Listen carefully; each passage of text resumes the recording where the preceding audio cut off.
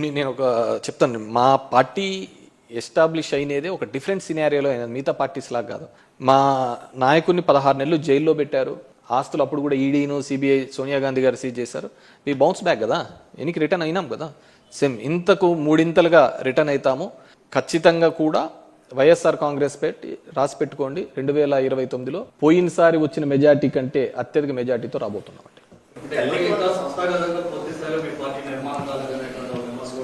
సంస్థాగతంగా నిర్మాణం కాకపోవడానికంటూ ఏంది నాకు అర్థం కావటం లేదు. ఇప్పుడు సంస్థాగతంగా లోకల్ బాడీస్లలో చూస్తారు అంటే సంస్థాగత నిర్మాణమైనాం కాబట్టి మేము పోటీ చేసి అన్ని గెలవడం జరిగింది. సంస్థాగతంగా 40 ఏళ్ల చరిత్ర ఉన్న తెలుగుదేశం పార్టీ మన లోకల్ బాడీస్లలో ఫ్రీ హ్యాండ్ ఇచ్చినా కూడా పోటీ చేయలేని పరిస్థితి, అంతటి దౌర్భాగ్యమైన పరిస్థితి. మేము గెలిచిన వాళ్ళని బీక్కొని మళ్ళీ వాళ్ళు సంబరపడుతున్న పరిస్థితి.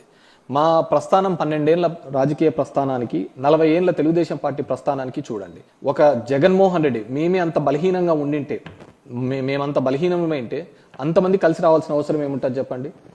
అంటే మీకు ఎక్కడ ఉండదు దేశంలో Telugu Desam party, BJP party, communist party, Janasena party వీళ్ళన్నిటికీ కూడా వ్యతిరేకంగా ఉండేది ఎవరిది?